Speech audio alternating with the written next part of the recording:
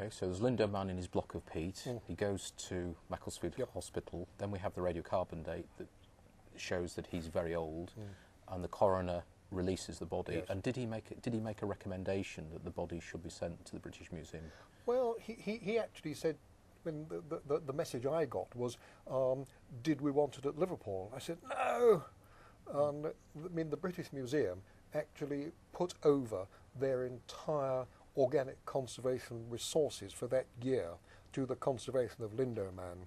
It was a very expensive and very complicated job, and the British Museum was really the only place that could do it.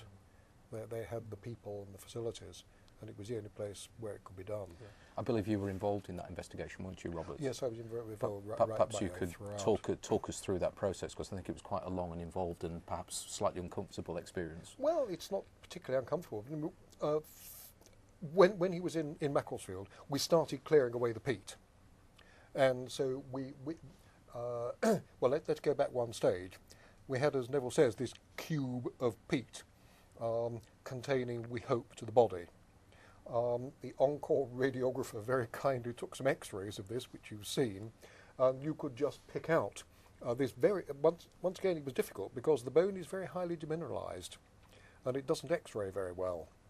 And so, since it was going through a large block of peat as well, with a lot of water in it, this is not very good for X-rays.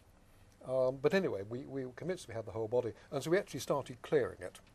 And we spent a few days clearing away the peat, and we saw the strip of skin around his arm, and we could see the hair. We were quite convinced that we got the whole body. And then, as I say, 3 or 4 days later, was it the British Museum arrived? That Dr. Stead arrived from the museum. Sheriff Omar arrived. I remember. Sheriff came. Yeah, Sheriff came.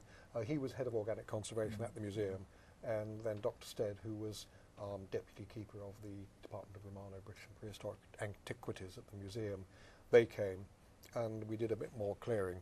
But then, as you say, as soon as the coroner cleared the body, it went to the museum, and the cleaning up then started in earnest. And these are some of the early pictures of it being cleaned up at the Britich Museum. Perhaps you could just show that for the cameras. Yeah,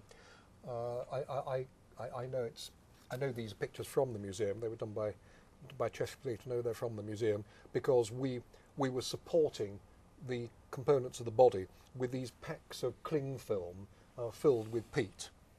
And that was done at the museum. So that's quite a late stage. I suspect that was done actually at the day before the press view when you all came down. I suspect that's maybe it looks that way. Yeah. Yes, I suspect that's when. But the coroner was. He was in the Isle of Man. Obviously, yes, he was based in the Isle of Man, although he was the coroner for Cheshire at that time. And of course, police officers are coroner's officers, and it's only on and we spoke with the coroner regarding the eventual destination of Lindow Man, and I know that people from the Manchester area were disappointed that he went down there, but on reflection, I think that the British Museum was the only place that could have dealt with it at that time.